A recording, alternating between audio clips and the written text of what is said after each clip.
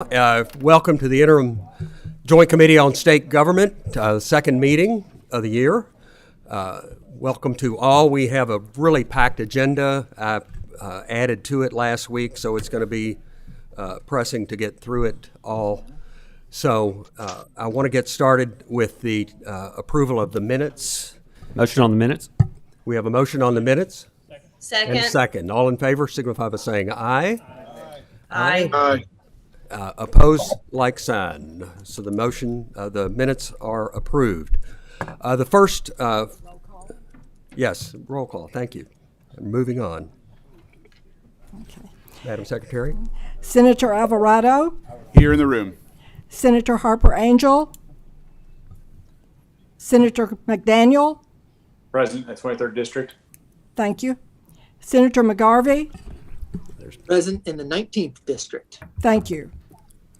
Senator Nemes, Present in the room.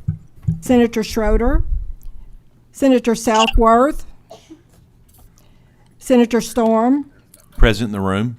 Senator Thayer, Here in the room. Senator Wheeler, Representative Blanton, Present in the room. Representative Bowling, Here in the room. Representative Cantrell, Representative Decker, Representative Duplessis, Here and in Frankfurt. thank you. Duh. Representative Fisher, Here in the room. Representative Flood, Present, 75th District. thank you. Representative Gooch, Representative Graham,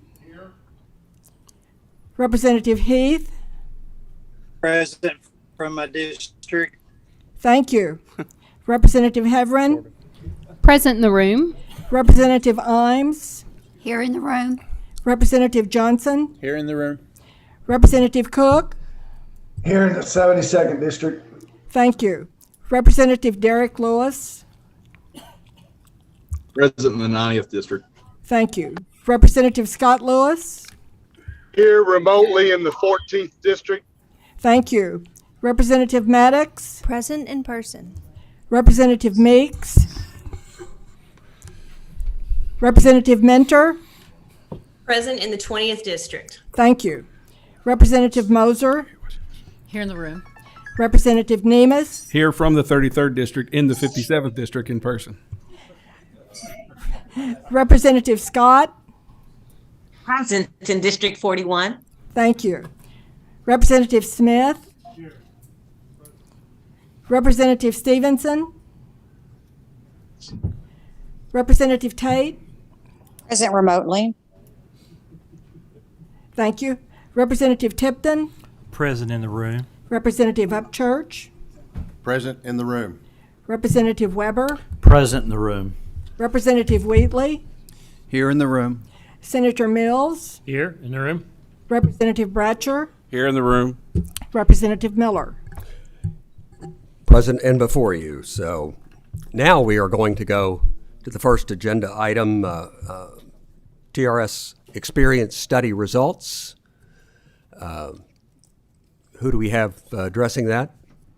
Mr. Barnes? Mr. Harbin?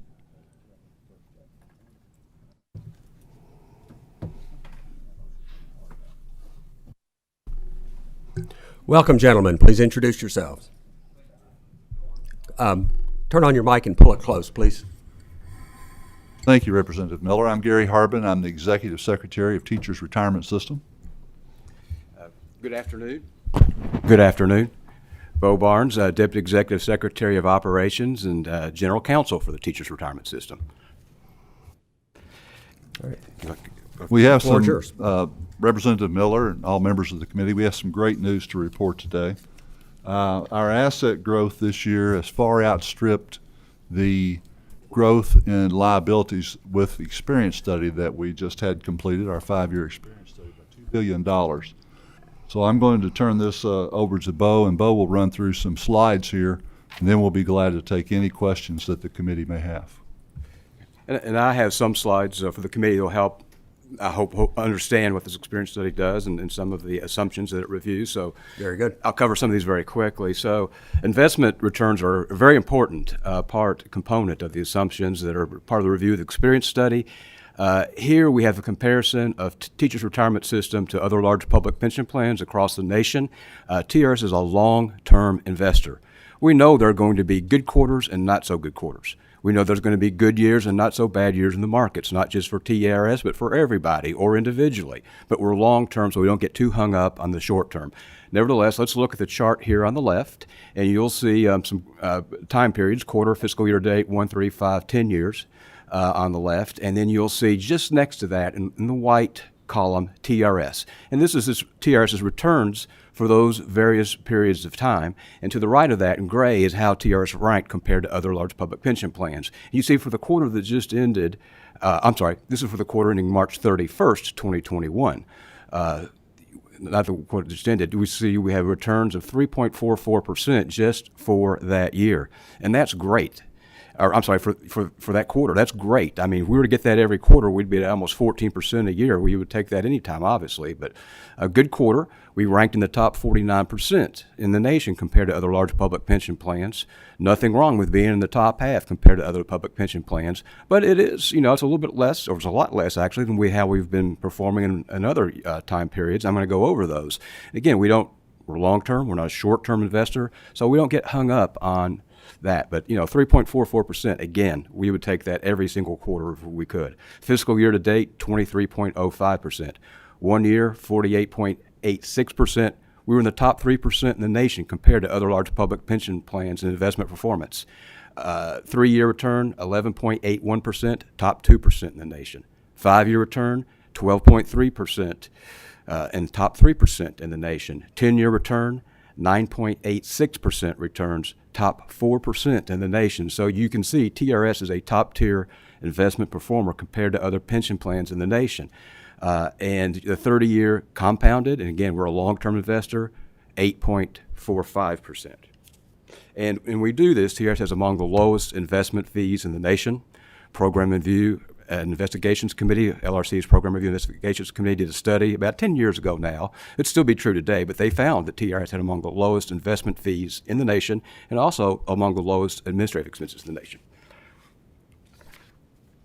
This is a comparison of what it means to be a top-tier performer.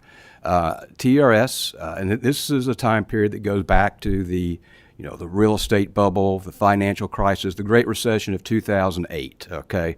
So we look back to then. How does TRS investment as a top-tier performer compare with an average plan? Well, our returns for that period from 2008 to March 2021, our returns totaled $19.3 billion. Had we been just an average performer getting the average returns, nothing wrong with being average. You're meeting the markets, so nothing wrong with that.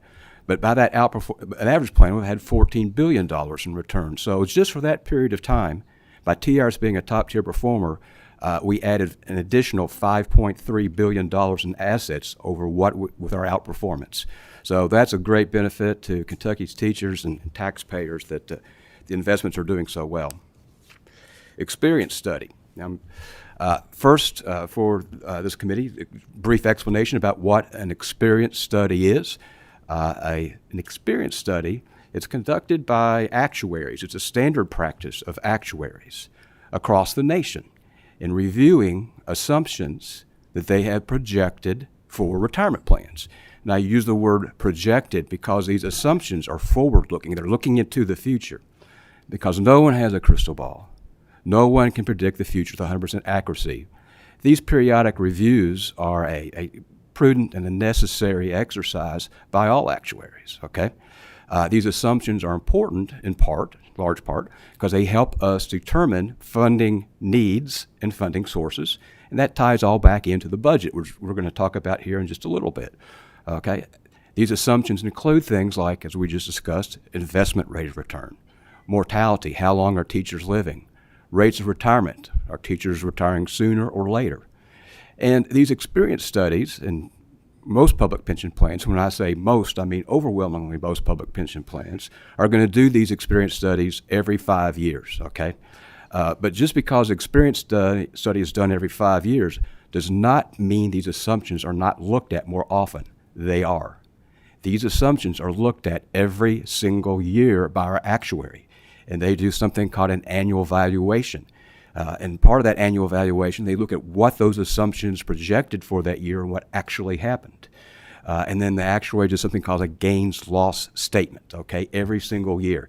And those gains and losses are incorporated into future budget requests on a 20-year amortized period. The experience study, rather than looking back 1 year, is looking back 5 years. This most recent experience study was for the 5-year period ending June 30th, 2020, okay? Actuaries, when they're doing this look back, every actuaries across the country will tell you 5 years is a short period of time with a pension plan that can last, inevitably, okay? So these assumptions are not built on 5-year periods, they're built on decades periods, 30-year periods, okay? So what the actuaries will tell you is, and our actuary will tell you, is in their report, don't overreact to a 5-year period, okay? No, it's a short-term result comparison, and these assumptions are long-term. So, for example, in the prior experience study for the 5-year period ending June 30th, 2015, for that last one, the actuaries had projected that our teachers were going to live longer than they actually did just for that 5-year period. They had projected they're going to live up at this age, up here, but they were, for that 5-year period, here. So the actuaries, instead of, because they don't overact and because they take these conservative methodical approaches to changing assumptions, they lowered mortality a little bit, but not all the way to what the actual experience was for that 5 years, because they know in the next 5-year experience study that could change. So what they're doing, they're taking these little measured steps, on this trajectory to pay off the legacy unfunded liability. Most of you all know, that's what we're dealing with. That's the biggest issue TRS has, is this legacy unfunded liability. We are getting the funding now for the 6th consecutive year, and we're very thankful and grateful to the General Assembly providing this funding to implement our funding plan to pay off that legacy unfunded liability. It's like paying off a home mortgage. We had 30 years originally. We're down to 24 years in our funding plan to pay off that legacy unfunded liability. The great news is, when we pay off that legacy unfunded liability, what we will bill the Commonwealth of Kentucky in the budget, what our budget request will be slightly less than Social Security. And for any new members of this committee, teachers do not participate in Social Security, so that would be the only cost going to the Commonwealth for their pension. So that's good news. But, it's that trajectory between today where we sit now and 24 years from now, it's not a fixed trajectory. We're taking these little steps to the left and right and adjusting that trajectory to make sure we're 100% funded at the end of the 24-year period. And I had a good question, actually from Representative Tipton from a prior board meeting, and he asked if it was just backward-looking, these experience study, and it's not. And that was a good point. This is also forward-looking. It's trying to identify things and trends that are happening in the future. And for that, they have a wealth of sources and data that they review, including, for example, from the private sector, a lot of the large private investment consulting firms, a lot of household names out there. That's one source in the private sector. They also look in the public sector, federal government, for projections and trends. So that all is included in this experience study. This experience study is different from past experience studies, and we've been doing these for many years. And it's different in its timing. In past experience studies, they are not finished until after the close of the fiscal year that they are begun. And then they are presented to the TRS Board of Trustees at the September board meeting. This year, there's a lot of, understandably, interest in these assumptions. How are they going to change? How is investment rate return assumption? Is it going to change? And if it is going to change, how much?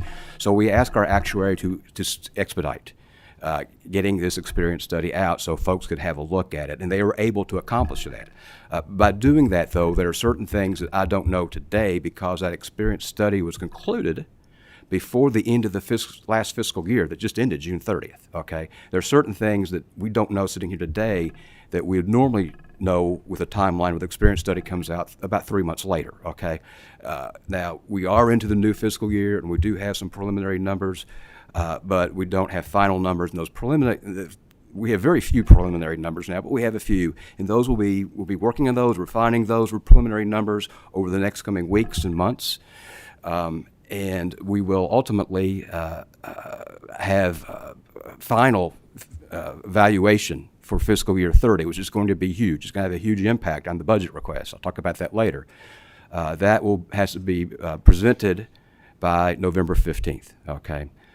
So that's where we are today. There's some things we don't know, and particularly I don't know how these assumptions yet are going to impact the first year of the next biennial budget that they will apply to. And I'll talk about that a little bit more too. But we do have a lot of important information to share with the committee today, and appreciate the opportunity to come down here and talk about that. Something else this experience study does not have, because it doesn't have this fiscal year, you know, they were aware there's a pandemic, and they were aware the pandemic might affect mortality. That's not in this experience study. You know, they were aware that our investment returns as of last March 31st were really, really good, you know.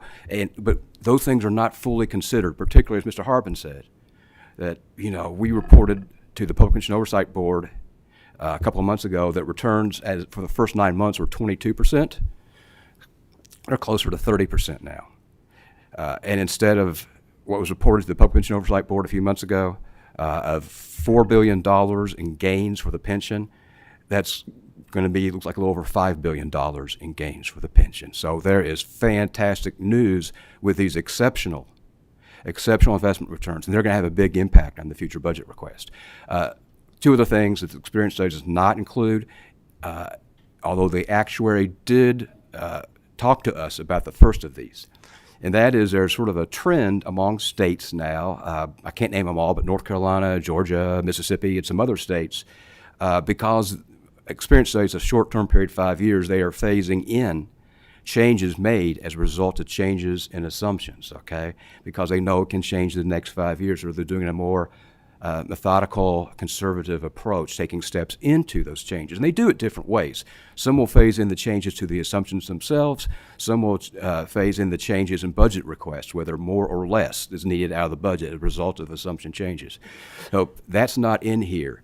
Although our actuary has talked to us about it, it is something that would require our board to act on if we were to do that, but we will continue to talk to the actuary about that and likely discuss that with our board at the December meeting, and I don't know what the decision will be on that, but that's a possibility, a phase-in. And then lastly, and very, very importantly, this experience study that we presented to the Board of Trustees at its June meeting, it does not consider the impact of that really significant pension legislation that was just enacted in this session, okay? And that's House Bill 258. House Bill 258 is a TRS pension bill, and it did a lot of things. For example, it raised the minimum retirement age to 57, but also it built a wall as of January 1st, 2022, so that the Commonwealth, as of that date, has no responsibility for any developing unfunded liability for these new tier teachers who we're going to bring on board on January 1st. It ends there, okay?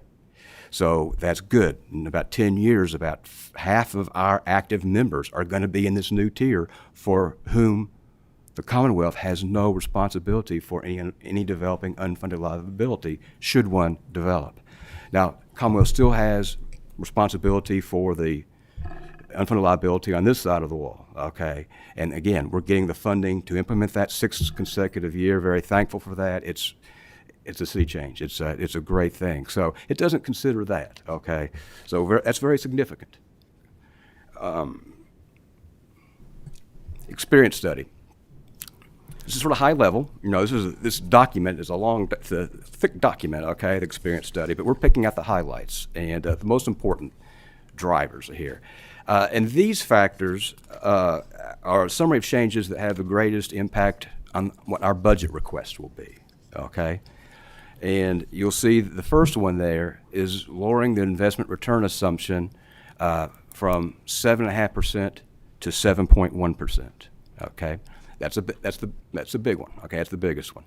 Lowering the payroll growth assumption to 2.75%, okay? It had been 3.5%. It's being lowered to 2.75% just very quickly. What's payroll growth is total payroll growth. It's one number. It's the payroll for every teacher in the Commonwealth.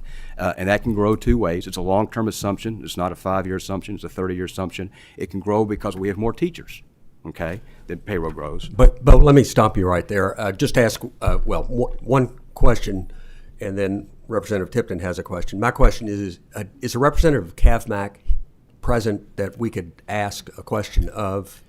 Should be. Okay. We Yes, sent them a link. I am here. Oh, they're Can you on- all hear me? online. I am online. Yes. Very good. All right. Well, thank you. Representative Tipton. Thank you, Bo. Thank you, Mr. Chairman. I've got the benefit, I've heard this presentation before in Public Pension Oversight Board. And I just want to bring out a few points here, and you really haven't got to them yet. I've been reading ahead here. Your budget request for 2023 fiscal year is $629.4 million. I remember back to our 2016 budget cycle. That's when we put in $973 million over 2 years. I think that was 93% of what was required at that time. So we were looking at around $500 million a year. We have gradually seen this cost grow since then.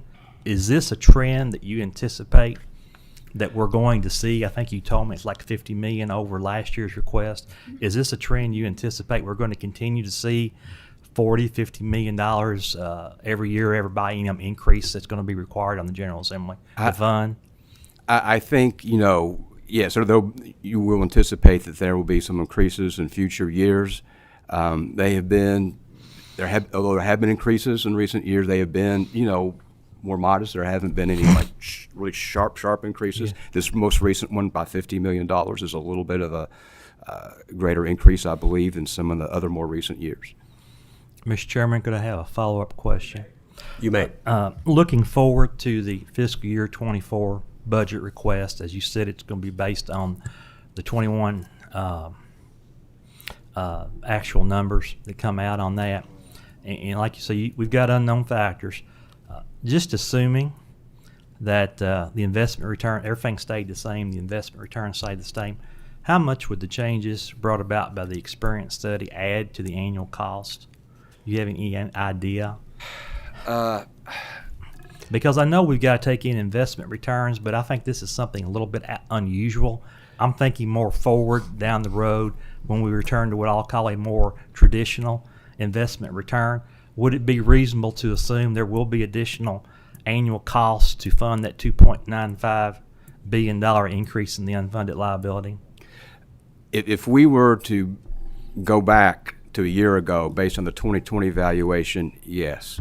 But based on the 2021 valuation with over $5 billion increase just in the pension fund alone, that changes everything. Sure. So we're going to have to wait and see. I don't want to get ahead of the actuary in their valuation for 2021, but as much as people are anticipating the experience study, I'm anticipating the 2021 valuation because it was an exceptional year in the markets, and particularly an exceptional year for TRS. On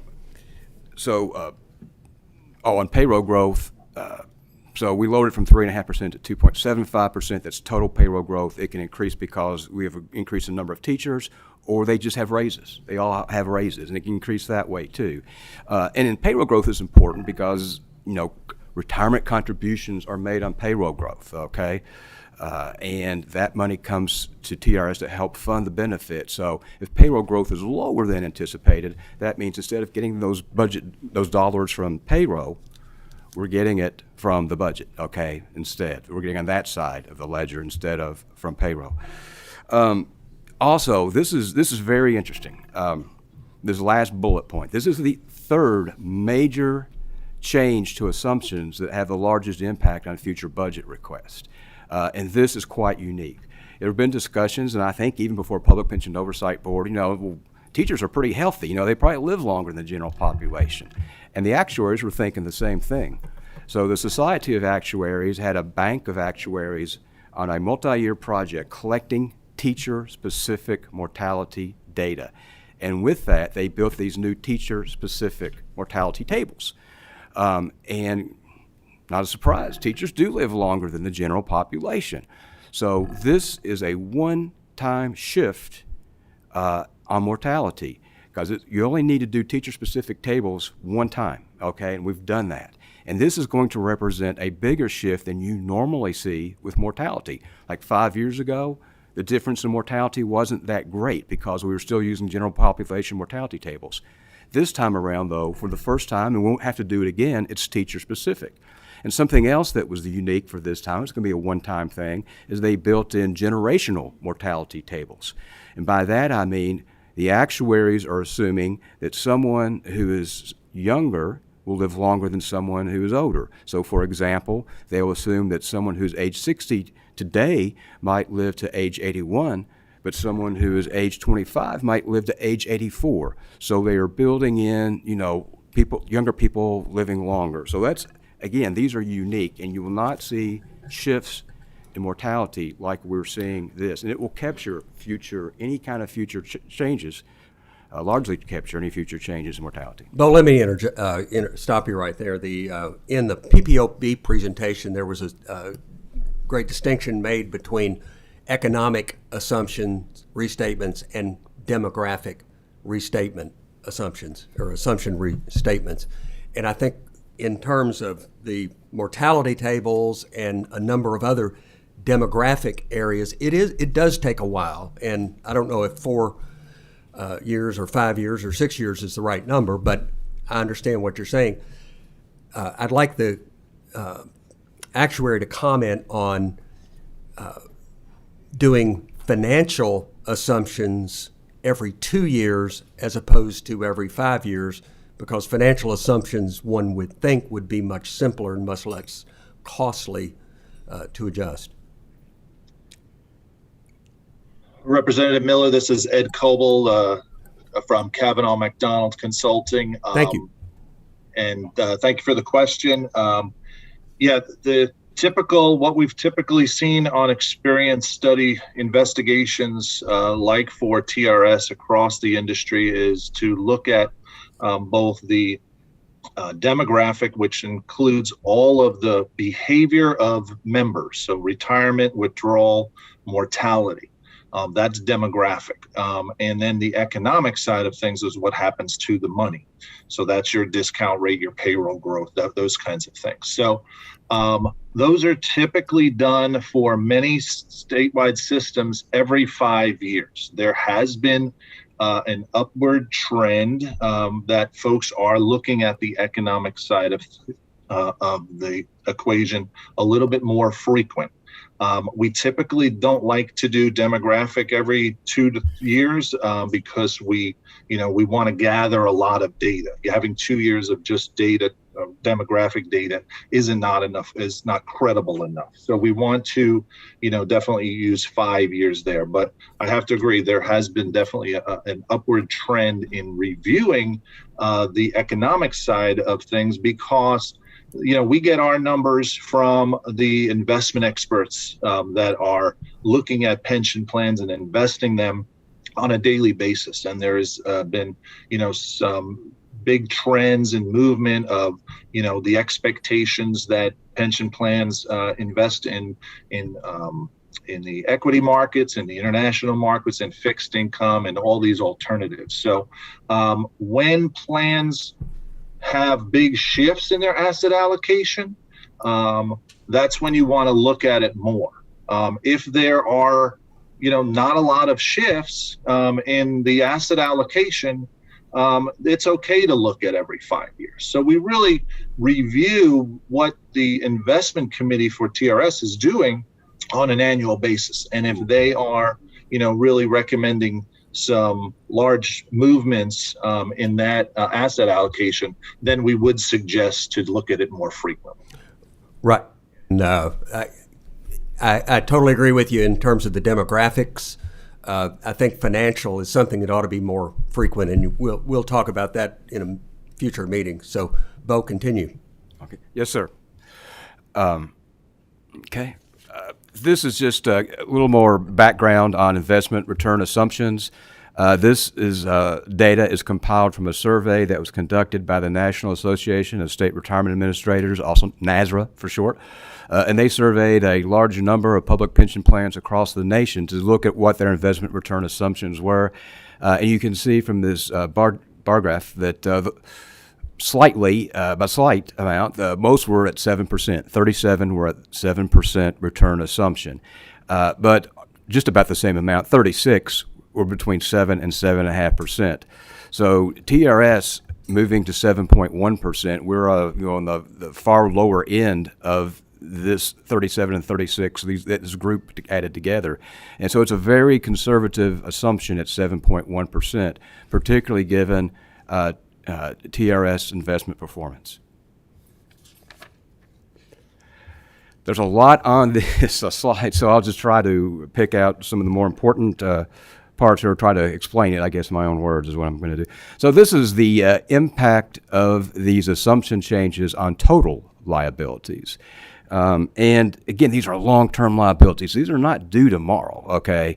We're paying off the unfunded liability portion of this over 24 years. So, and the total liabilities goes out even longer because that's people who are even starting in the classroom this past year and who will not retire for many years from now. So as a result of these assumption changes, we saw total liabilities increase by $2.95 billion. Now, much and maybe none of this will ever be due. And a lot of that has to do with what Mr. Harbin started out with, is the increase in assets that we've seen from the exceptional year investments. So we did see an increase there, and the biggest drivers for that increase from the $2.95 billion, we have $1.49 billion increase in liabilities for those new mortality tables, okay? Again, that's a one-time change. We're never going to have teacher-specific tables again because that mortality table has already been done. Lowering the discount rate, that added $1.65 billion. And discount rate, you can think about that as investment rate of return too. But lowering that to 7.1% to a very conservative 7.1%, $1.65 billion in liabilities. If we just meet 7.5%, or better, as we are now in all time periods that we measure and present to Public Pension Oversight Board, that $1.65 billion goes away immediately, okay? So, and then the last bullet point here, we didn't have, not all the assumption changes increase liabilities. We had one assumption change that decreased liabilities, and that is when the actuary lowers total payroll growth, for every teacher in the Commonwealth, when they do that, you have to assume that salaries, the individual teacher's salaries, are going to be lower too, right? So they did that. And when salaries are lower, liabilities are lower, because lower salaries for teachers mean lower retirement allowances, because retirement allowances are calculated in a large part on salary. So lower salaries, lower retirement allowances, lower liabilities. So we saw a decrease in liabilities by $400 million when those individual teacher salaries were lowered. The health insurance trust, so the experience study covers not just the pension, it covers the health insurance trust as well. And we saw liabilities there increase by $350 million. And the biggest drivers there were, again, investment rate of return and the new mortality tables. Salary changes does not impact the health insurance trust, because health insurance trust is not based on teacher salaries. It's just, what's provided. Okay, and this is the slide that Representative Tipton referenced earlier. We know what our budget request will be today for the first fiscal year of the next two-year budget. The budget that begins July 1st, 2022, and will run through June 30th, 2024. We know what that first year is because it's based on the 2020 annual valuation, last year's, and that's going to be an additional $629.4 million that we will request in the first year. What we don't know is what the second year is going to be, and that's going to hinge on this 2021 valuation. Again, the process, the timeline here is we will be asked for and we will provide some preliminary numbers, in the near term. And then we send over a budget request to the budget office by October 15th with preliminary numbers. And then when that annual evaluation is completed, and it has to be completed by November 15th, and we provide the legislature with a copy of that, and after that is available, after November 5th, then we'll have the final numbers for the second year of the budget request, and then we will send an updated budget request to the budget office with that final number. Bo, this is a good time to ask Leader Thayer to ask his question. Yes, sir. Well, I have more than one, Mr. Chairman. No problem. Gentlemen, thank you. A couple of questions all over the board. First of all, recently the Jefferson County Public School System announced a $5,000 raise for its teachers, and I would like to know what the effect on the TRS budget request is going to be because of the now increased salaries for those teachers in Jefferson County. Yeah, no, good question. And in fact, that's a agenda topic for Public Pensions Oversight Board later today. But to give you a preview of that, Senator Thayer, so there are some federal funds that became available, and that has resulted in school districts, across the state, many, maybe most, giving bonuses to teachers, okay? And those bonuses really range. And from what we've seen so far, this is all sort of new for us. I mean, some of these bonuses were in place for the fiscal year that just ended, but it's still sort of a newer development. But they range from $300 to the biggest, and is $5,000 in Jefferson County. The next biggest that we've seen is $1,500. So and the school districts are doing this a different way. So a couple of things with this. One, we're getting contributions out of those bonuses. The member pays 12.855% out of that bonus, and the state pays 13.105% out of that bonus to TRS. So we're getting funding into the retirement system as these bonuses are paid.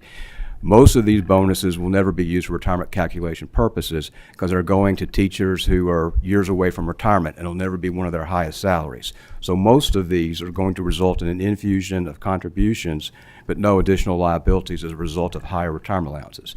And then additionally, for those teachers who are closer to retirement, even then, not in many cases, it's not going to be all used for retirement because we have an anti-spiking statute, and that's going to exclude a lot of these bonuses. Maybe not totally, but in many cases, the bonus will not be able to use it all for retirement calculation purposes, or it will be reduced significantly. So the offsetting impact. And I talked to the actuary in anticipation of this afternoon's meeting, is that there's going to be very little actuarial impact. And if I'm wrong, Ed, please correct me, but the impact is going to be much lesser because most people will not use these bonuses for retirement calculation purposes, and we're getting all these additional contributions in on these bonuses that weren't anticipated by the actuary until the bonuses were made available with these federal funds. But I thought you said that the state will be required to match at 13%. That is correct. Of the 5,000. That is correct. So there is an increased. The unilateral decision of JCPS's superintendent to give this bonus has an effect that the people in this room and others, when we gather in January, will have to appropriate. It will result in us having to appropriate more money in order to make our match for a locally made decision. Is that correct? That is correct. Whatever the 13, except in couple of cases here. I need to point this out because you all need all the information. It's when those bonuses are not used for retirement calculation purposes, and we'll know that for people who are retiring the next few years, those contributions are refunded both to the member and the state, okay? Or to the extent that they're not allowed, that pro rata contribution will be refunded to the state and the member. And then also the state, of course, is not responsible for federally funded positions in the districts, which is, I think that's about 10% of the positions in the districts. But Senator Thayer, it will result directly to your point. Yes, there will be an increased request for any bonuses that are used for retirement, and that 13.105% is required to be paid. It just won't, the impact on the liability will not be that great. But on budget requests, we will be requesting additional dollars. Thank you. Appreciate you answering that sort of directly. Next question, Mr. Chairman, if I may. Thank you, sir. Does the increased funding from the General Assembly over the last 6 years allow TRS to make more long-term investments on behalf of its members, therefore resulting in higher yields? There's absolutely no doubt. That helps in two ways. One, we were having to avoid some longer-term investments that were good opportunities for us, but because our cash flow then was a little more precarious, and because we weren't getting the funding, we had to avoid them. We had to say no to them. We don't have to do that anymore. Our investment team, it's a sea change. It's a breath of fresh air. I mean, they're happy, because now they don't have to turn down investments they had to turn down later that can help us with increase our investment returns. And then also with the negative cash flow, that's, I'm sorry, not cash flow. Let's get to... That's my next question. So. Okay, okay. Well, the other thing is not just precluding investments, but, it was sort of hamstringing us because what you want to do is be able to, you want to sell high and buy low, and so you're not getting the funding, that makes it a little more difficult. When the market takes a downturn, we don't see that as a disadvantage. We see that as an opportunity, an investment opportunity, because we have money sitting here on the sides now. With this additional funding we're getting, we have money in the sides in cash and T-bills that we can put into the market when the markets decline and then wait for it to rises up again, and then we sell, harvest those gains, and then reinvestment goes low. So it helped two ways, very significantly. So it's not out of the realm of possibility and is realistic to say that because of the decisions made by the General Assembly over the last 6 years, these numbers that you've reported so effusively and enthusiastically today are a direct result of TRS having more money to spend on longer term investments providing higher yields. There is no doubt. All right, thank you. My final question is, what's the cash flow situation at the end of each fiscal year for TRS? We are, before we got this additional funding, we were having a negative cash flow issue. And I know Mr. Coble here can tell you that he was concerned about, as we at TRS were concerned about, the growing negative cash flow. It would be over $1 billion a year had we not got the additional funding. Now it's, I think, around $350 to $400 million a year, which is in a normal range. Public Pension Oversight Board staff presented to PPOB a while back, not too long ago, on negative cash flow, and they said it's normal to have negative cash flow. For a mature plan to have negative cash flow, because you're harvesting these gains, you're harvesting your investment returns to help pay for the benefits, and that's how they work. You use those, just like with a 401k, you're using your returns to help pay for your future retirement. So it's normal to have negative cash flow, but we are now in a normal range, and I know Mr. Coble can tell you that because we've talked to him about this all the time. Not just with Mr. Coble, but with PPOB staff, with their presentation. They said, if you're in this range of negative cash flow, it's all right, it's normal. GERS, the actuary for KRS, we have a report from them. They acknowledge, yes, negative cash flow is normal for a mature plan. You don't want it to be too high, which it was before we got the additional funding. And if you really have a low funded status, like maybe, then maybe it can be an issue too. But we are in great shape now. We're getting the cash flow we need to invest and earn money for teachers and the Commonwealth. Thank you. Thank you, Mr. Chairman. You're welcome. And I think the answer is about $10 million a year. So please continue. So I think with this slide I left off that, the 2021 annual evaluation will be ready by November 15th and be presented to everyone, made public. And then we'll know, from that, we will know what our final budget request is for the second year for the upcoming budget that this body will be working on here, next year. Very good. Representative Duplessis. Thank you, Chairman. I have a couple questions, if the chairman would indulge me. The first would be to the gentleman from CAVMAC. Is he still on the line? Yes, sir, I am. So my question is this: we just heard from Bo Barnes that that your organization has said that it's normal to have a negative cash flow of around $350 million for a pension system the size of TRS. Yes. One, I'd like you to confirm that is your feelings, and two, I'd like you to explain, if that is your feelings, why $350 million is an acceptable amount of negative cash flow. Yeah, so that's a great question. Thank you for it. Again, this is Ed Coble from Kavanaugh McDonald Consulting. For a mature system like TRS that has been saving money up in a trust fund for many, many years, it is perfectly normal to have a negative cash flow, meaning that contributions are less than benefit payments that are going out. So contributions coming in are less than benefit payments going out. And the TRS investment committee and the board is responsible for making sure that those investment earnings that are on that $20 billion that is in a trust fund is earning enough interest in the markets to cover that difference.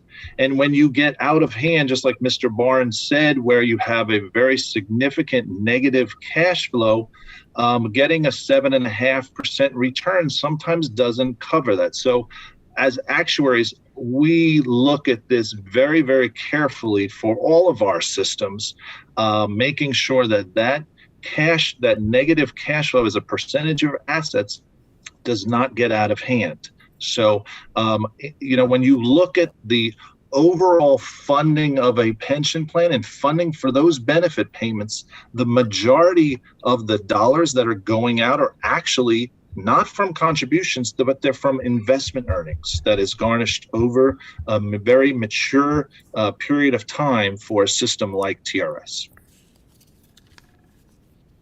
Did you have a Thank you. Did you have a follow-up, Representative? Yes, sir, I do, Mr. Chairman. I have a follow-up for him as well as one for Mr. Barnes. So in your explanation, I appreciate that very much. What are your thoughts on the fact that to get to a negative $300 negative cash flow, the state is having to infuse $600-ish million a year to get there. For instance, the state is required to pay 13.1% of payroll, but we're actually having to pay somewhere around 30% of payroll just so that the TRS system can have a negative of 350, which is healthy. Can you expound on your thoughts on the state having to infuse that much money to the system? I can, yes. Great question again. Again, this is Ed Coble from Kavanaugh McDonald Consulting. So, part of funding let me back up. When a pension plan such as TRS has an unfunded accrued liability, what that means is that currently, as of each valuation period, there are not enough assets to cover the accrued liabilities. And most pension systems have an unfunded accrued liability that is paid very similar to a mortgage, like Mr. Barnes stated in his statement. That has an amortization period, just like your mortgage. And the plan for TRS, as set by their board of trustees, is to pay that over a closed 30-year period. So there is a plan in place to make that happen. Now, with a statutory contribution requirement that is set by the state, that is enough to cover the normal cost of the pension plan. And what normal cost is the accruing benefits for active members. So that 13% covers more than enough of those accruing benefits, and it covers a portion of what is set aside to pay down that mortgage, that unfunded accrued liability of the pension system. But it's not enough. Okay, so TRS comes to the state and asks for this additional funding each year to cover that difference. Because as actuaries, we want the pension plan, and that's our job. That's what TRS pays us to do, is to make sure that this pension plan is funded accurately for its members, has enough money to pay benefits out for its members now and many years into the future. And so we set this funding policy with the TRS board to get their pension plan funded better over the next 30 years.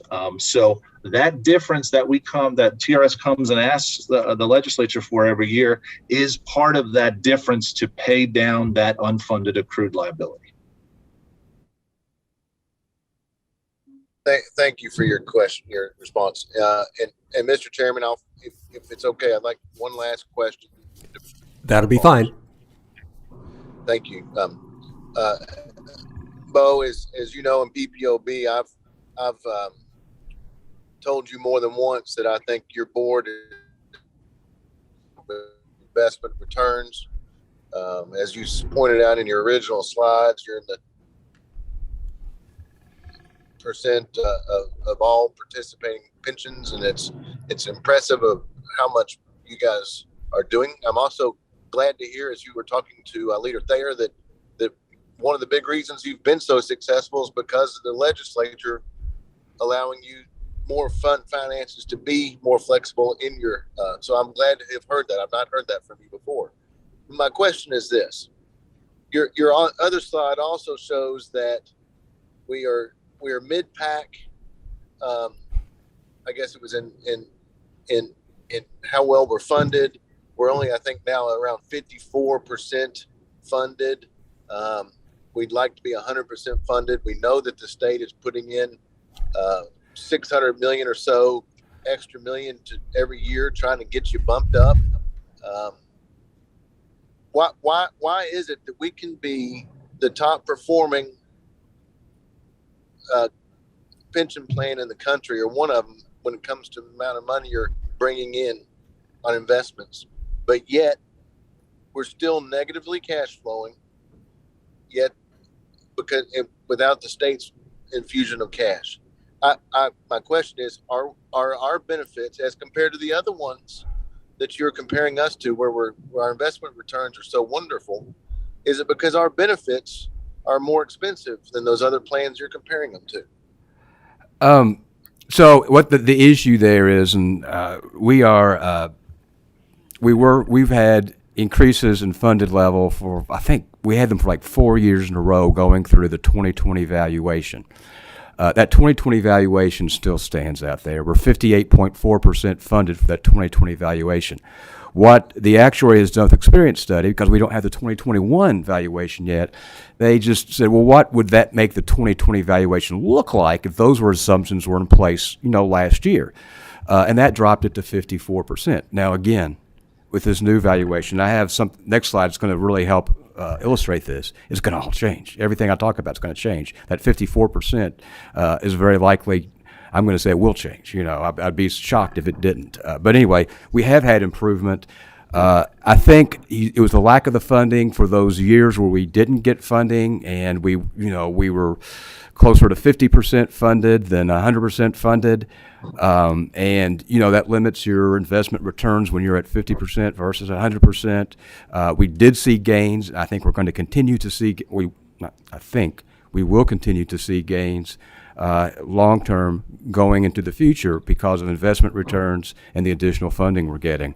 And I think as we get better funded, and we have a larger trust fund, and we're closer to 70% funded, and you have these if we could have 30% on 70% funded versus 58% funded, you're going to see even stronger growth. There's more assets to grow for those investment returns to grow on. Does that answer your question? And Ed, if I left something out, it really didn't. It just seems. I mean, I have I guess an engineer's brain, and it's always working on equations. And the equation here, it seems to be missing a variable. Why is it that we're so wonderfully invested? Investment returns, yet we're not seeing much growth in our funded ratio. In fact, we're seeing a reduction because of changes in experience. But my point is it because those pension systems you're comparing us to, we're just simply more expensive? We have a higher benefit payout. No, it's well, there's a couple. Yeah, there's a couple of things there. It's and I'll let Mr. Harper speak to part of it, but regardless of benefit structure, the actuaries are recommending and asking for whatever the actuarial cost is. So that's the normal cost that Mr. Coble talked about, plus the additional needed to pay off the unfunded liability like we have now. So, we are getting that in now. We're getting the actuarial cost in. So it's not a function of the benefits that are paid out. And Mr. Harbin, I think you have something you want to add? Representative Duplessis, one of the big issues we have is that 50% funded, we can earn our rate of return of 7.5% on 50% funded is a lot less money than 7.5% on the 100% funded. So being 50% funded, the percentage funding is the biggest issue that we have, being at that level of funding and not having the dollars to invest. For example, if we'd had $2 billion more to invest at the start of this year than we'd have $600 million more in assets today. So it's the fact that we were only 50% funded. We're earning great investment returns on 50% of the assets that we need. As Bo said earlier, the closer we get to 70, 80, 90% funded, where most pension plans are, the easier it is to step out of that unfunded situation. But being at 50% funded, we've got to get above that and get more assets in the system to be able to invest our way out, if you will. You can't invest your way out from 50% funded. We need the additional contributions to do that. Representative, Mr. Chairman. Representative Nemes. Thank you, Mr. Chairman. I got just a clarification off of something that the gentleman in the green tie, I've forgotten your name, sir. Yes, sir. Okay. All right. You said we're doing great under 50% of assets that we need. I assume one of the answers to Representative Duplessis' question is historic underfunding. We could talk about benefit package and whether it's too generous or not generous enough or whatever. Whatever that benefit is, whatever is given, there's an ask that TRS has made historically, and it's not been granted. That's correct. Yes, sir. But I wanted to make sure, to be clear, that we had a sea change in 2017 in Kentucky, and not one time since then, not once, has an ask not been granted. So the 50%, you said we've correct. We've operated under 50% of the ask since 2017 when Republicans took over. You've operated over 100% of the ask plus then some. Is that correct? We haven't had the plus, but we did get 100% of what we've asked for, except for the first 2 years. It was slightly below 100%. Right. KTRS didn't get the plus. KERS got the plus. That's right. I'm sorry. That's right. Now, for at least the decade prior to that, the General Assembly did not. I think it was actually since 1998. Did not satisfy the request that TRS had made. My question is, had the General Assembly met the request of TRS since before the Republicans took over in 2017, would we be at 50% funded, or will we be much higher? We'd be much higher. We'd be much higher now. So, Mr. Harbin, if we all agree we need more assets, why would you phase in the assumptions as you're proposing, or the board may propose? Is your recommendation to be phase in, or to be to follow the actuaries and get those assets in now by increasing the ADAC request? We would prefer to have the money in now. We'd prefer to be have an additional $100, $200, $300 million coming in now. We did see that when CERS lowered their rate of return from 7.75 to 6.25, I think it was. They did it at one time. And then the budgets of city and county governments weren't able to handle that much of a shift immediately. So the legislature came back and phased that in for city and county governments. So we're looking at that same methodology here, which we can certainly have a discussion with the A&R committee. If you would like us to ask for more funding, we certainly will be glad to do that. But it's, if you don't ask, you don't get, sir. So but thank you, thank you for that suggestion. Representative Bratcher. Just quickly, Mr. Chairman, what Duplessis was asking kind of triggered something in my head. It's like I've often wondered, comparatively to other states, let's just say the region or the whole United States. I found out the other day, and it kind of surprised me that some state pension funds don't have any health insurance whatsoever, and I was blown away by that. How do we compare in the KTRS with other states? Just briefly, and I'm not holding you to anything. Just you've been around it. What are we, the upper tier, the lower tier, the middle tier? The top 10, the bottom 10? How do you would rank if this was just a conversation? We have a comparable retirement benefit to other states that where teachers aren't subject to Social Security, and our medical benefit is very good. We have a healthy medical benefit that was put in place in 1964, and we've since had that on a pre-funded basis now since 2010, and the assets there have done very well also, growing to take care of that benefit for retired teachers. So on the medical side, I would say teachers in Kentucky are top tier as far as their medical benefit goes. The retirement benefit is comparable to other states.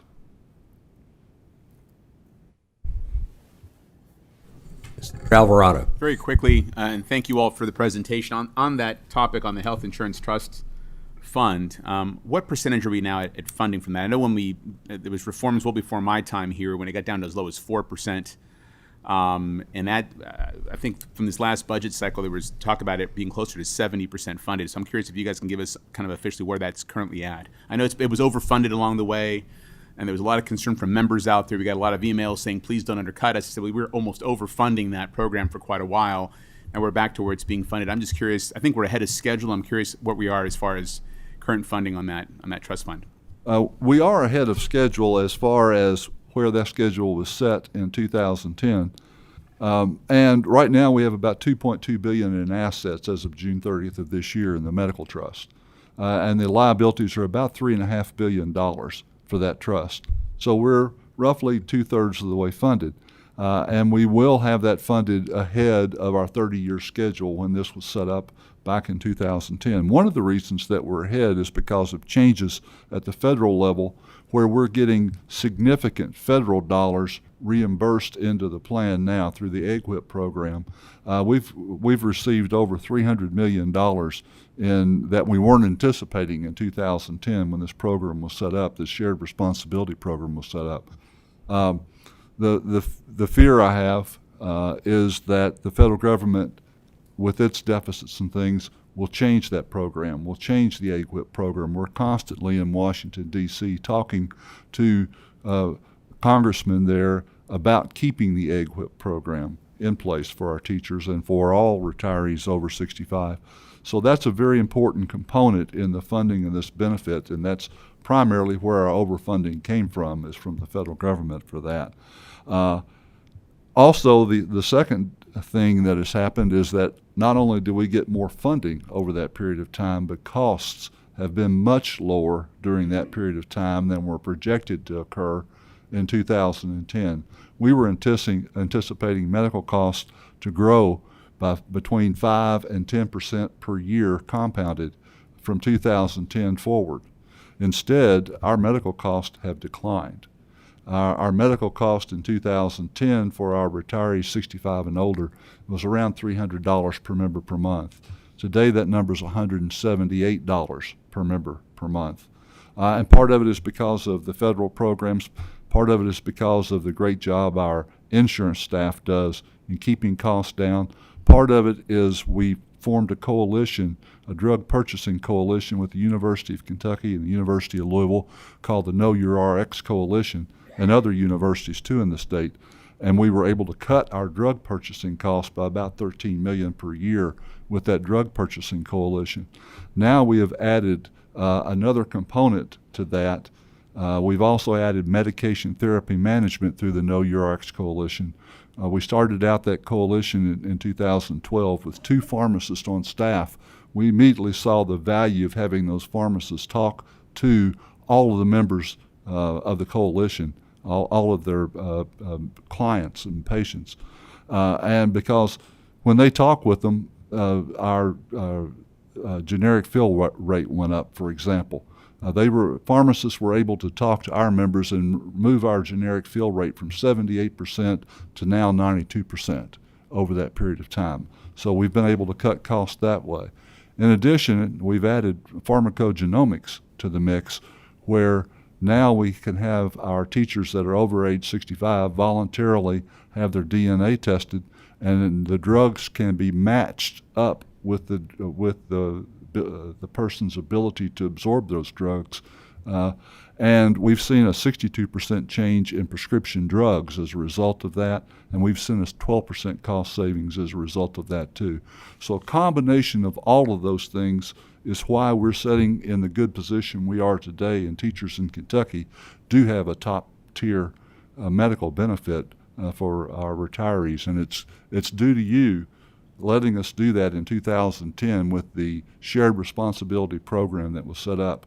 All of that comes about by having this shared responsibility program set up and being able to know the money is there, that's going to be able to cover these retiree benefits, and us being able to take that and then do the programs that we've done to keep the costs down. Very, very good question. Thank you, Mr. Harbin. Bo, I think you've got like 2 or 3 more slides. If you could run through those. Yes, sir. Let's deal with questions on those. Okay, very good. So we've been talking about the annual valuation that's, for the year that just ended, June 30th. We'll be ready November 15th. And I don't know what it's going to do, and I'm not going to get ahead of the actuary because I don't know, but I can show you this. I do know one thing that's going to be significant with this new valuation.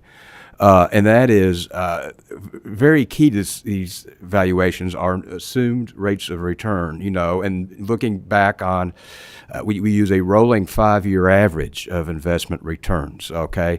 And the reason we do that is we know that if you built budget requests based on, for example, June 30th, 2009, that's not right. The market was in the tank after the Great Recession.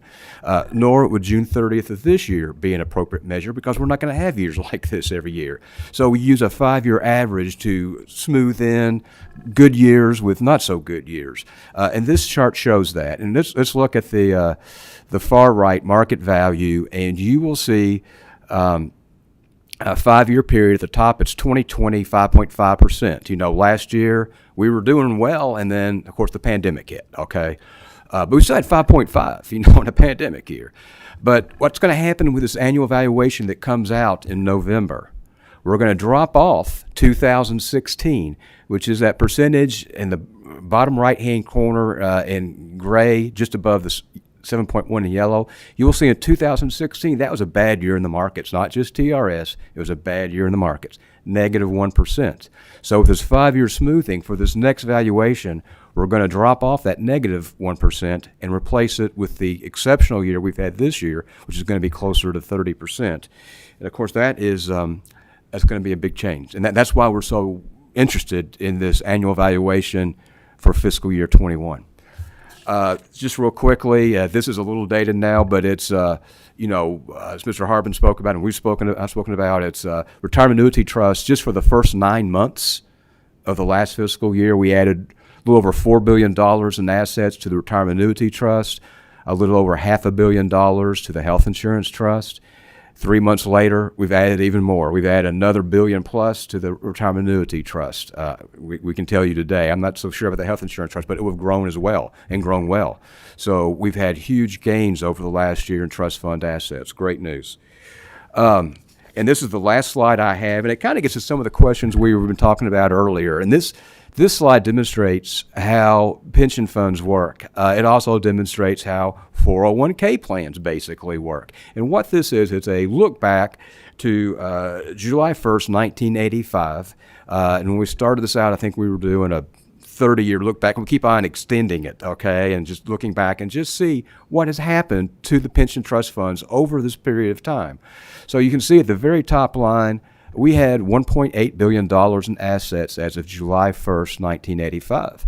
If you look at the very bottom row, bottom right-hand corner, you'll see as of June 30th, 2020, that had grown to $20.7 billion. Of course, throw another $5 billion plus on that for this recent fiscal year end. But what happened? How did it grow from $1.8 billion to $20.7 billion over that period of time?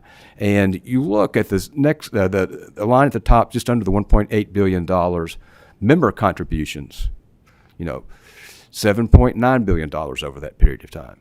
Employer contributions, the state and the other employers we have, $15.7 billion.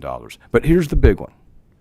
$28.7 billion of that gain was investment income. $28.7 billion. So more than the member employer contributions combined. And it's really astonishing when you think that during this time period, TRS was closer to 50% funded than 100% funded, but still were able to generate $28.7 billion. And that was enough almost to cover all the benefits that were paid out. The next line in parentheses, the $33.2 billion, that was $33.2 billion we paid out in benefits. But investment income almost covered that. And then administrative expenses, again, we have among the lowest in the nation, but that's $200 million that same time period. So that shows why we spend so much time on, this slide shows why we spend so much time on investments and why they are so important. And then it shows just how pensions work. And same thing with 401k plans. It's not the contributions, it's the compounding effect of interest and investment returns that you get on those contributions over the long term that pay for the retirement benefits.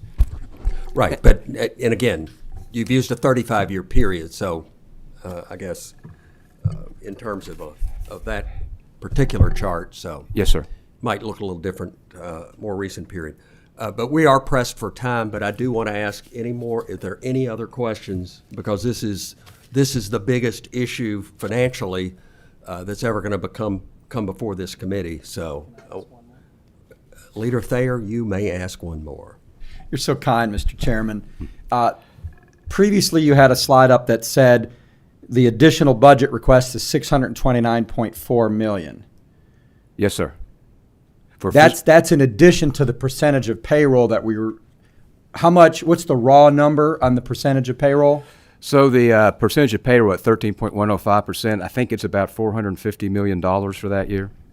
So that's addition. $1 billion a year Yes. in an $11 billion budget is going to support teacher pensions.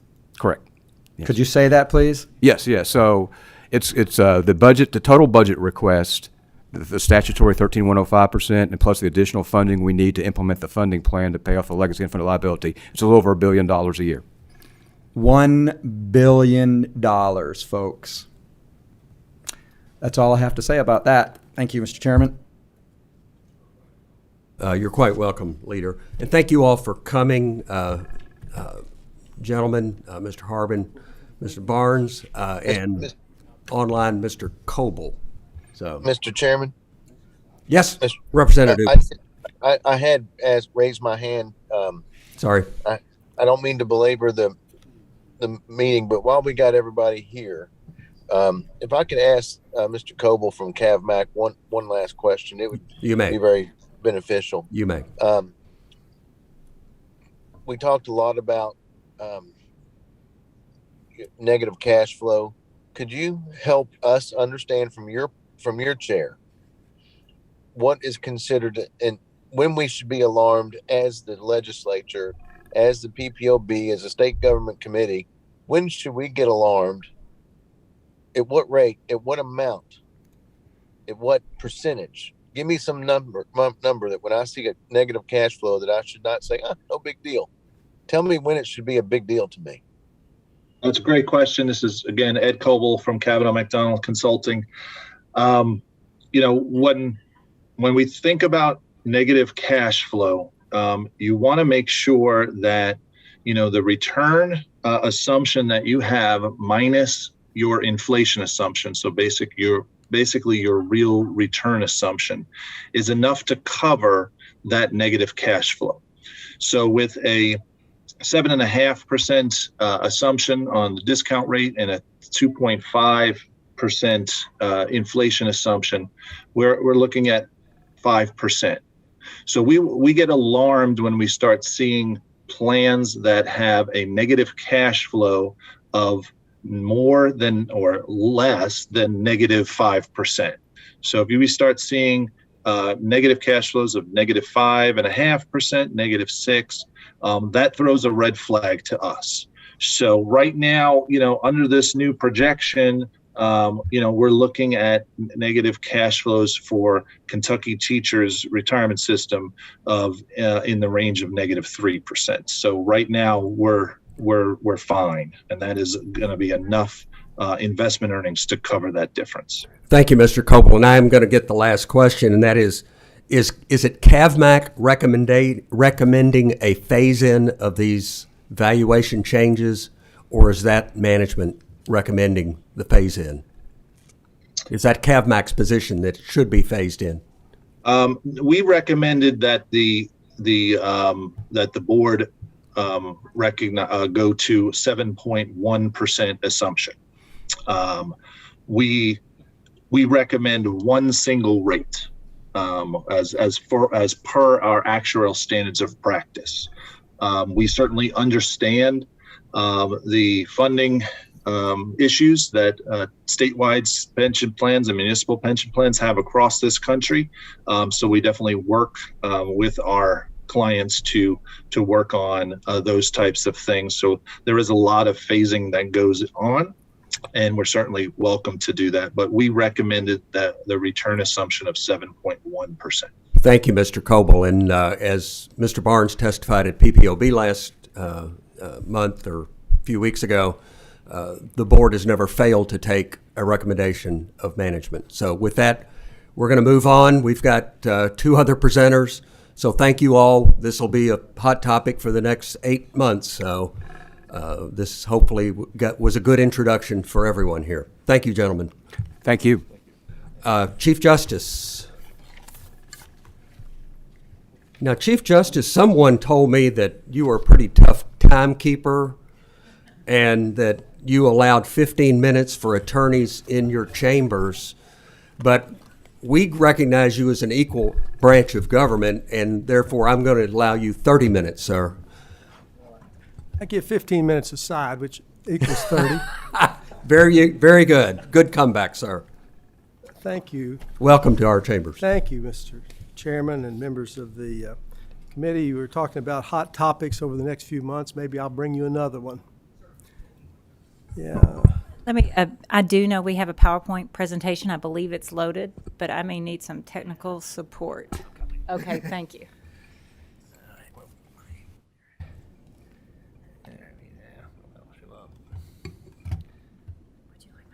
Yeah, I'm here for a minute, just for a second. Thanks.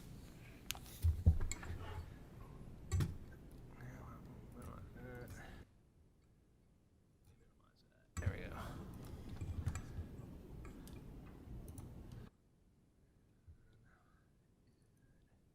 That it? That's it. I think we're good. There you go. Advance it with just. I think you can just click, or you can hit that. Maybe go up or down. There you go. Well, hold on. Thank you. There you go. Yeah, just down if you want to go down, up if you want to go back. Okay, thanks. No problem. All right, I think we're set up. Thank you, Mr. Chairman, and I'm John Minton, and Chief Justice, and with me, of course, is Laurie Dudgeon, who's the Director of the Administrative Office of the Courts, who will assist me in this presentation. She'll push the buttons, hopefully, when we need to do that.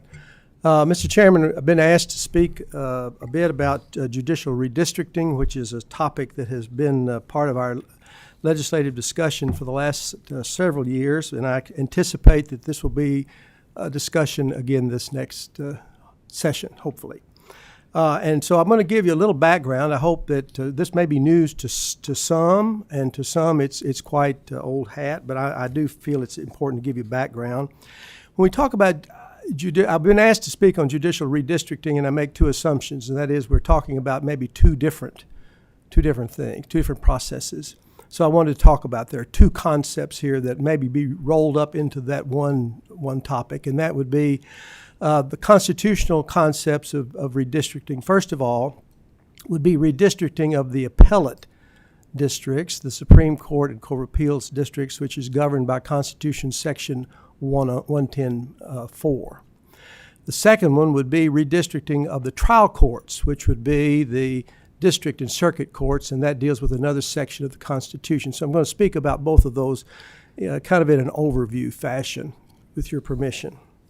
So let's talk first about appellate redistricting. The Constitution, Section 110(4), and there are just some core concepts here. The Court of Appeals districts, I'm reading now from Section 110(4) of the Constitution, the Court of Appeals districts existing on the effective date of this amendment, which would have been January 1 of 1976, shall constitute the initial Supreme Court districts. So when we adopted this amendment in January of 1976, we just simply, as a state, embraced the districts that had been in existence for some period of time as the old Court of Appeals districts. So nothing changed. And frankly, Mr. Chairman, I wish I'd looked up the history of that, how long those district lines had been in place, but some of them for many, many, many years.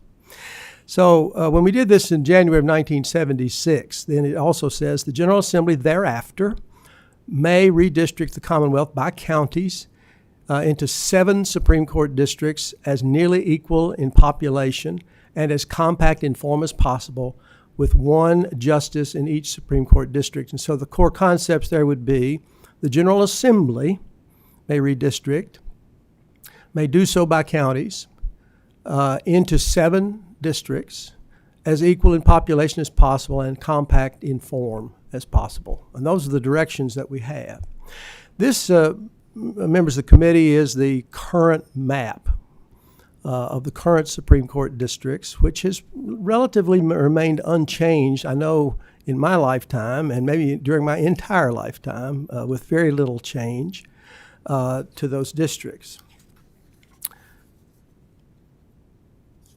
In the 2012 regular session, that was the redistricting, legislative redistricting as well. The appellate redistricting was included in House Bill 1. House Bill 1, as some of you will recall, included a non-severability clause that provided that if any court finds any part of any single plan contained herein to be unconstitutional or unenforceable under state or federal law, the whole act and all the plans contained in it will be declared void. And then, of course, as it happened, Representative Fisher, there was a lawsuit, and the court did declare it, we struck it down. And so there went the Supreme Court redistricting at that time. When the legislature came back into session in the 2013 session, they passed House Bill 2 with a legislative redistricting plan, but did not include appellate redistricting in that bill.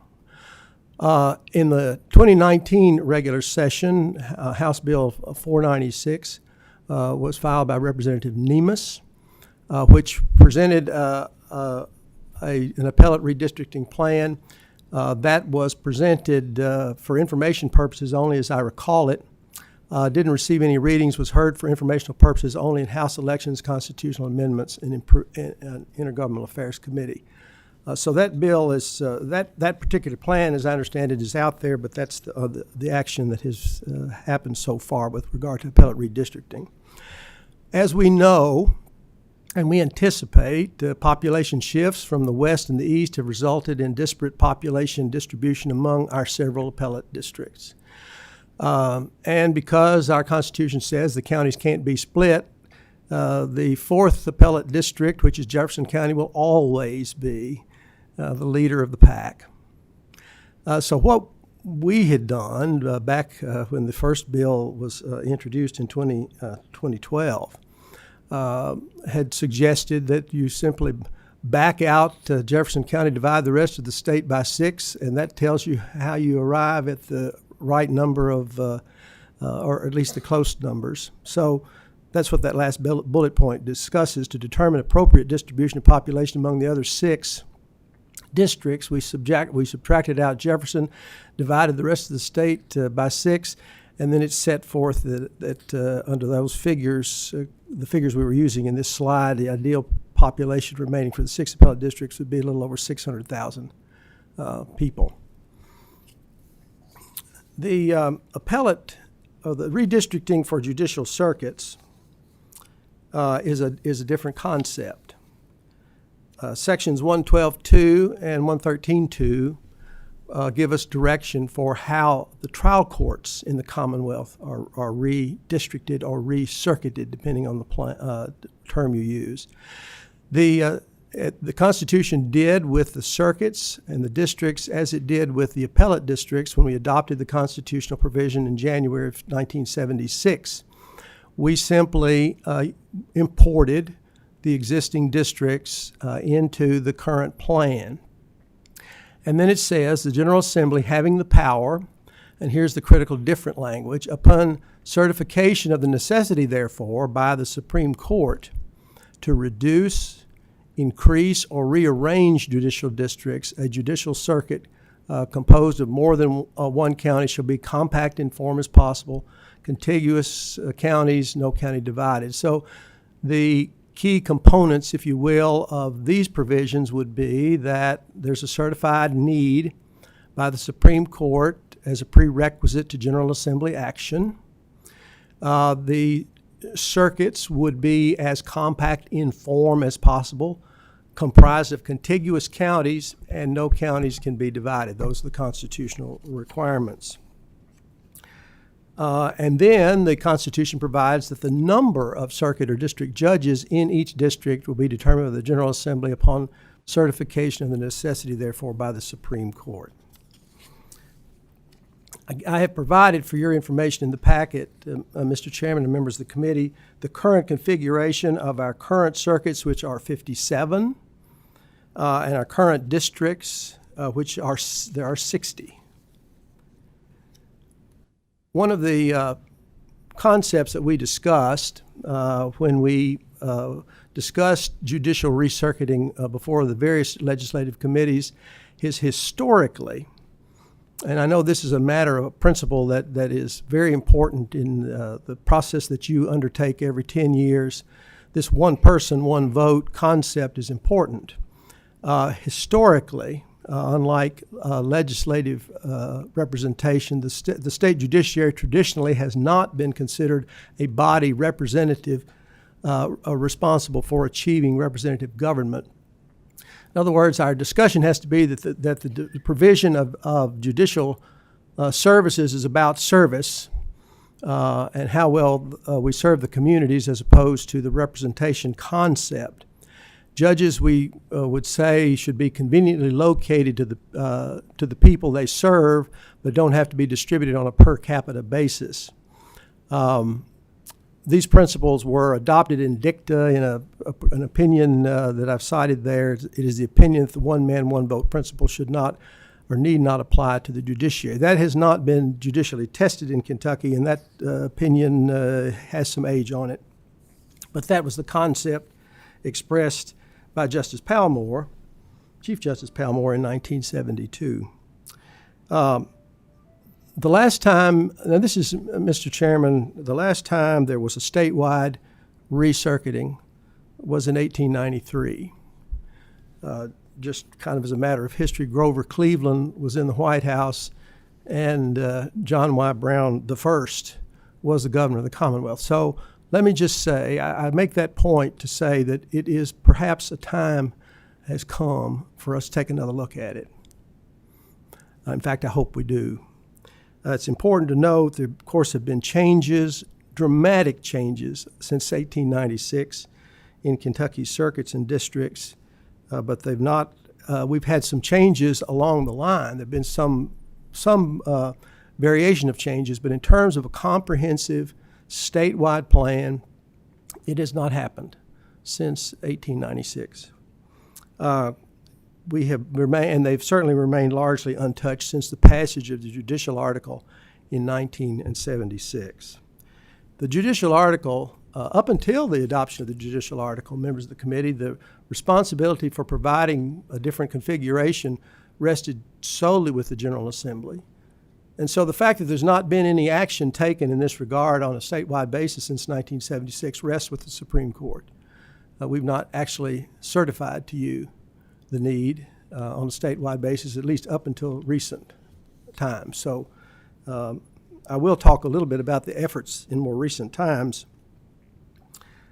In the language of the Judicial Branch Budget Bill in 2014 says, realignment of circuit and district boundaries. The Administrative Office of the Courts shall develop and implement a weighted caseload system to precisely measure and compare judicial caseloads throughout the Commonwealth on the circuit court, family court, and district court levels for the purpose of recommending a plan for the realignment of the circuit and district judicial boundaries, and this plan shall be submitted to the House and Senate committees by January 15 of 2016. So, pursuant to that language in the bill, we engaged the services of the National Center for State Courts to help us carry out what's called a weighted caseload study. For redistricting and circuits and districts, the type of it's a type of caseload. It's the type of caseload that the courts are handling, not necessarily the population of the community, that ultimately determines the workload and the distribution of judicial resources. Using the weighted caseload study to develop a comprehensive statewide judicial plan was submitted then to the General Assembly in that report in December of 2016. And the Supreme Court did, as we were directed by the Constitution to do, we provided a certification of necessity that endorsed the adoption of a statewide, comprehensive statewide plan for recircuiting. And pursuant to that, Senator Schickel then filed Senate Bill 9 in 2017, which incorporated all the changes that we recommended with our certificate of necessity.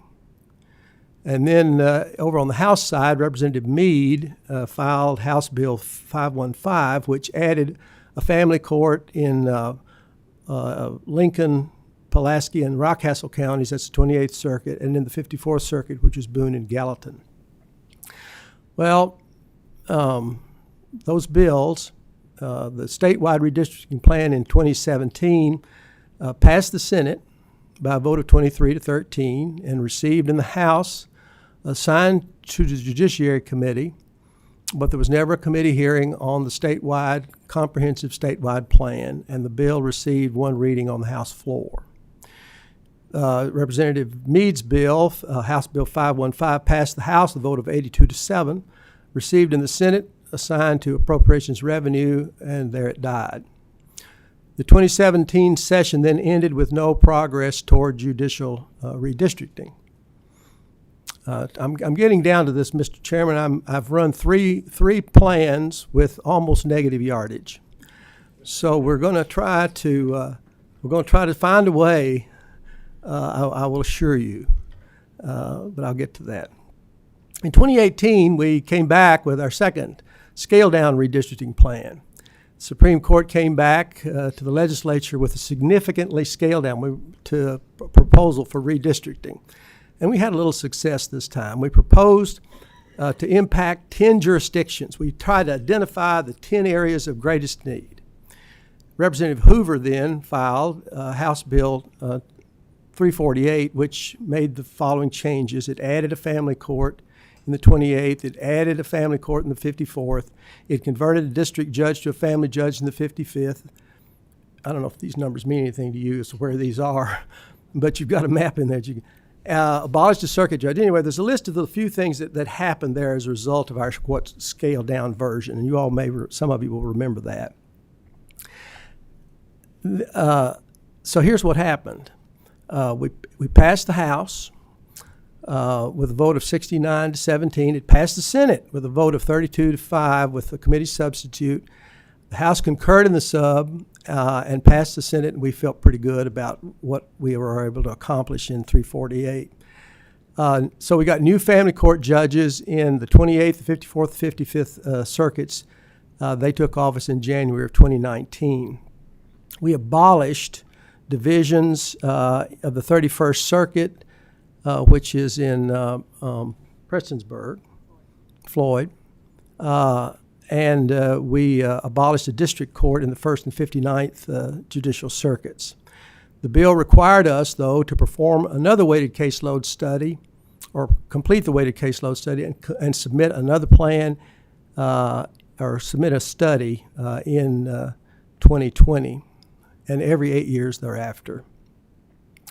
So we're also required to submit any changes indicated by the weighted caseload study to the General Assembly for consideration. So in round 3, 2021, this was the last session. As required by House Bill 346, we did the weighted caseload study. We had a judicial workload assessment committee that was assembled, a small group of district family court judges and legislators. And we certified the need, Mr. Chairman, for 5 changes in the circuits. Again, we identified areas of greatest need. And that plan did not pass in the 2021 session. So here's where we find ourselves. We find ourselves with a blank screen. That sort of gives you the background on judicial redistricting and really a quick flyover of what's going on. Insofar as the first concept I discussed, the area, the need for appellate redistricting, I acknowledge personally as something that needs to happen. It hasn't happened for a long time. I know that some of you have worked on it pretty hard, and it certainly has not happened in many years. And we've had lots of changes in the population distribution of this Commonwealth. And so it's certainly, and this is something that begins in the General Assembly. It is, it's yours to deal with. I'm happy to make I'm happy to have conversations with any of you about it, and I have with some of you. But frankly, it's a matter of legislative prerogative. Thank you, Chief Justice. We're going to have to cut short, but I do have so far I have one question from Representative Nemes. That doesn't surprise me, Mr. Thank you. I didn't think it would. Thank you, Mr. Chief Justice, and thank you for your work on redistricting. I know you've tried very hard. I've been doing this for 10 years. I've been talking. I'm ready to talk about something else, but you and I. Well, you've done a lot of good outside of this, and e-filing and a number of other things with the court system. Those who don't know, our court system is a gem in Kentucky. It's one of the best court systems in the country. Our forefathers in 1976 really set it up well. They did. And we've had 4 Chief Justices, excellent Chief Justices, and you're the most recent of those. And so thank you for your service. And with respect to redistricting, you've been pushing the ball, and I'm glad you did. I will note, from my perspective, from the House last year, the bill did pass the Senate. It added judges in a piecemeal way, but it didn't, as we had done before, pay for them by reducing judges. The House's position, so far as I'm concerned, I'm only speaking for one representative, not the House. The Speaker speaks for the House, obviously, but from my perspective, we didn't want to continue to just add judges in a piecemeal approach and pay for new judges. And so I think with Your Honor's new approach, or going back to the approach of a more comprehensive look at trial court redistricting is promising, and one that I think that at least I'll support. I know, and my friends in Davis County need a judge very badly. Bullitt County, some numbers are there. In Bourbon, Scott, and Woodford, and others, we need some judgeships. And looking at the state in a comprehensive 57 circuits and 60 districts approach is the way to go. I do want to, unless you have a comment on that, I agree. I mean, you and I agree on this. We do agree on this. It needs to be a comprehensive, and the reason the comprehensive plan that we sent the first time, just went nowhere. So I thought, well, we'll try the scale back version and see what happens. And we got a little traction. This time we tried to scale back, and we're back to talking about a comprehensive. There are a couple of things about this that we need to fully embrace. That we have 47 counties in the Commonwealth that don't have family court. And I feel that we made a promise to the voters of the Commonwealth many years ago that one family, one judge was absolutely the best way to go. And so there are 47 underserved counties in this Commonwealth that need that change, in my opinion. And in order for us to do a comprehensive plan, it doesn't just involve the courts, as you know. It involves the Commonwealth's attorneys as well. So it's a very complicated, a comprehensive statewide plan is going to require a lot of courage, a lot of statesmanship on behalf of members of the court and members of the General Assembly. It's not going to be an easy decision. Right, and to make it worse, I didn't get to my question real quickly. Really quickly. Okay. To make it worse, Commonwealth attorneys and judges aren't elected on the same term. 2030 will be the magic year. So when we're thinking about this, 2030 is a very important year in the Commonwealth because that's when all the stars align. Right. And the district judges, the circuit judges, most of the Supreme Court justices, and the Commonwealth's attorneys are all up for election same year. Appellate redistricting is what I want to get to really quickly. Oh, sir. I represent Jefferson County and Oldham County, and both of the counties that I represent are woefully or underrepresented in the appellate courts. Jefferson County is 1/5 of the state, yet we have 1/7 of the people on the Supreme Court. The Kentucky Senate in Section 33 of our Constitution says they have to be as nearly equal in population as may be without dividing any county. We do that. We do that honorably. With respect to, and the court has given us an up or down 5% on redrawing lines. With respect to the courts, Section 110.4, which Your Honor mentioned today, says it has to be by counties as nearly equal in population as possible. Jefferson County has over 760,000 people, well over about almost 19% of Kentucky's population. The Northern District, where Oldham County is in, which spans from Oldham County to Lewis County, including Boone, Campbell, and Kenton County, is nearly 700,000 people. There are three districts of the 7 districts that are in the 400,000 range. So the 2 counties that I represent are not adequately represented. I understand that we don't have one man, one vote principles as tightly as we do in the legislature, in the court system. But my question to you, Mr. Chief Justice, is what should we look at when we're looking to redistrict? It seems to me that it's not fair that Jefferson County can't be split. It's not fair to the people of Jefferson County. I know the Constitution says by county, but it says that for legislative also. And while we don't have one man, one vote principles, surely we don't have 700,000 versus 400,000. And so what should we look at when we're looking to redistrict? If we don't split Jefferson County, we still have 2 districts, the one in Lexington Central, centered in Lexington, one in centered in Northern Kentucky, that are nearly 700,000, and 3 of them are in the 400,000s. That seems to me like we have unconstitutional districts in the appellate courts. And so what would the Chief Justice of the Commonwealth of Kentucky give guidance? What guidance would you give to legislators as we're looking to redistrict? My only guidance I would offer is the Kentucky Constitution says it has to be divided by counties, which would mean you don't divide counties. I'm going to have to cut you off there, Representative Neves. I've got 2 people left on this topic, and then I've got another presenter. So please, Representative Wheatley. Thank you, Mr. Chair, and thank you, Chief Justice. It's my honor to question for the first time committee that you appeared before me. I am an attorney in the state of Kentucky, and it probably makes me a little more nervous than some others might be as far as this question. And Representative Nemes touched on the population issue and the one person, one vote. And I know we are basing in Kentucky, it sounds like, the service of the AOC, the Administrative Office of the Court, versus the one person, one vote. No, well, the service of the courts, not the administrative office, but the courts. The service of the courts versus the one person, one vote. Do we know if other states are as strict as far as that being the overriding principle as far as redistricting? I know the case law. If we researched the case law. The concept of one person, one vote has not been applied to those states that have elected judges, except in the state of Louisiana, where I know there was a case that arose in federal court having to do with the federal Voting Rights Act, and it was determined in the city of Louisiana, whatever the parish is, New Orleans, a concern about racial disparity.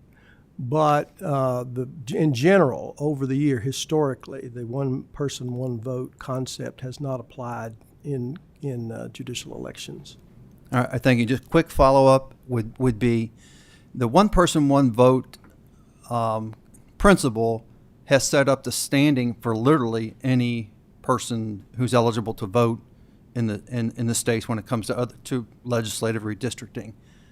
What is the standing then of every person in the state when it comes to judicial redistricting, if it's more of a service-based redistricting as opposed to I'm guessing it would be kind of I really don't know how to answer that question. It would have to be, it would be the obligation, it would seem to me, the obligation of the, since the Supreme Court has been assigned the duty of certifying the need to the General Assembly. Then it's up to the Supreme Court to make sure that access to justice, access to the courts by the people is as nearly equal as possible, which would mean that we have the right number of judges in the right places to get the work of the courts done in an efficient and effective manner, so that nobody in any part of the state is deprived of access to courts.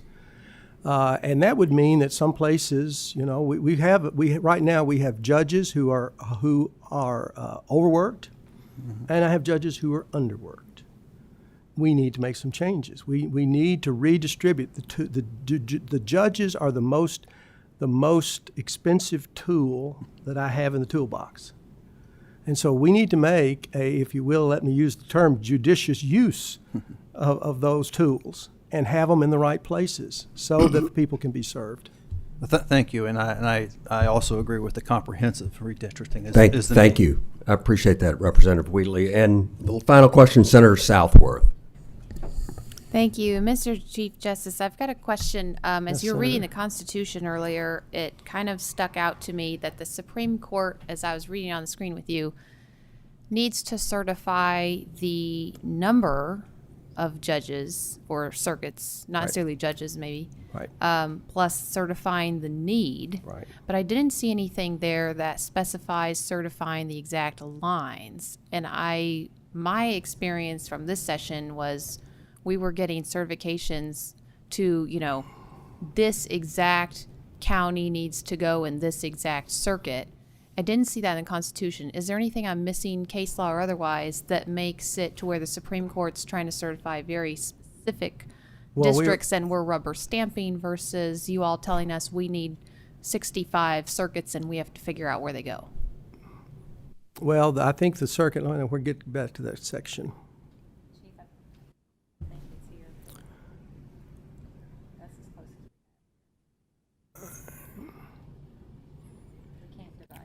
Well, the direction is, let's see.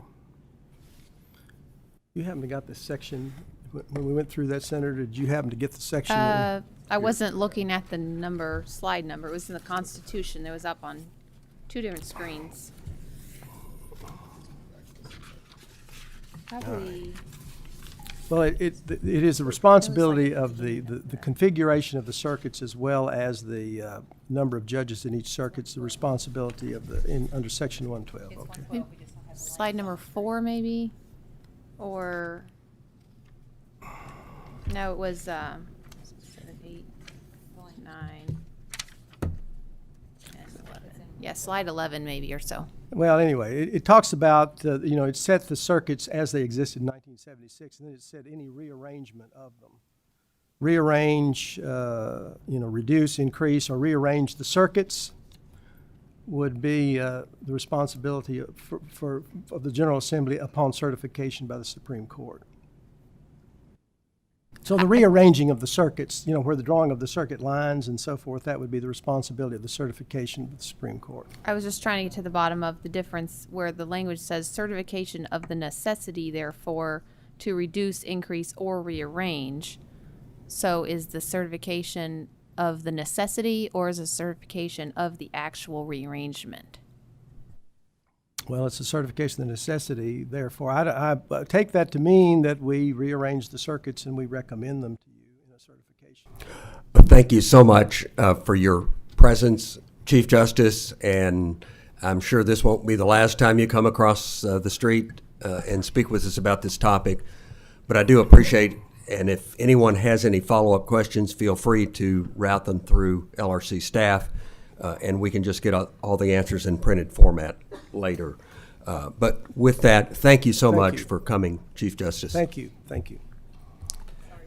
And the last presenter is the League of Women Voters Redistricting Initiative. And I'd like to ask them to come up. And in the interest of time, I've got a meeting, and several of us have a 3 o'clock meeting. So there will be no questions nor comments from this body. So you can just run through your presentation, and promise we won't cut you off until 3 o'clock. Okay.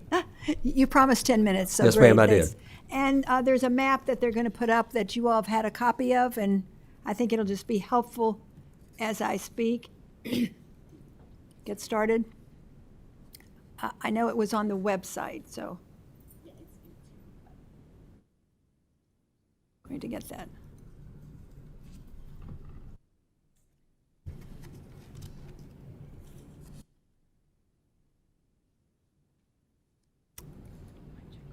I'm going to go ahead while she's looking for the map, okay? There it is. All right. Chairman Miller and members of the committee, I'm Dee Pregliasco. I'm Vice President and Chair of the Redistricting Committee of the League of Women Voters of Kentucky. And we thank you for allowing us to come and speak in person. We presented a report or a letter to you for last month's meeting, but we really wanted to speak to you in person and hopefully have questions, even though now it looks like we're not going to have questions. But we're glad to answer any questions. We're glad to speak to any of you at any time. Feel free to have your staff contact us. We've been contacting legislators all of this past year. The League is a nonpartisan civic participation organization open to all people age 16 and older. We don't support parties or candidates, but we do take positions on important public issues that affect our democracy. And of course, redistricting, which you just heard from Chief Justice Minton, is one of those important issues that affect our democracy. As we talk about this, I want everybody to understand, and I know Senator Thayer talked about this last month, and that is we understand, and as we educate the public, we help them understand that the final responsibility or the responsibility for drawing new maps under any redistricting plan is your obligation, and we understand that. It's required by the Constitution for you to do this when the census is taken every 10 years, and again, we understand that it's your responsibility. For the 2020 legislative session, and again this session, we supported legislation that would have set up a legislative citizen advisory commission on redistricting. Notice I said a citizen advisory commission, not an independent commission. In 2021, we also supported a joint resolution. The legislation in the resolution would have required public hearings all over the state to enlist citizen participation in the redistricting process. Citizens would be able to comment on their community's needs, on any proposed maps, which could be shared before you, the legislature, would vote on them, and a redistricting plan that could pass with broad, bipartisan support and ward off the expensive and disrupting litigation that has plagued Kentucky's efforts in the past on at least 6 occasions. So what does this mean? It means an open and transparent process with public input, and that's what we advocate. That's what we've been talking to people all over the state about. We've actually labeled our effort Fair Maps. Good government is best when voters elect their representatives rather than elected officials selecting their voters. We know that gerrymandering undermines democracies. Parties have engaged in gerrymandering to suit their needs, and in Kentucky, and we understand this, that has gone on for far too long. And with the last census, both parties practiced gerrymandering in the House and the Senate. Citizens should have been, and I repeat this again, citizens should have been paying attention to these anti-democratic processes. An open, transparent process with public input is absolutely the better practice. Good redistricting makes it easier for voters to learn about candidates, communicate with their representatives, encourage parties to compete against one another, and for members of racial minority communities to elect candidates they prefer, and regions, we have many regions in our state, to have their interests considered. Western Kentucky is different from Eastern Kentucky, Northern Kentucky is different from Southern Kentucky, and all the other areas.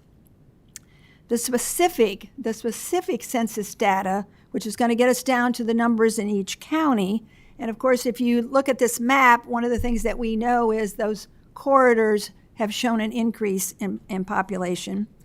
There are going to have to be some dramatic changes when these new numbers come out, because some districts, obviously, some districts are losing population here in Kentucky.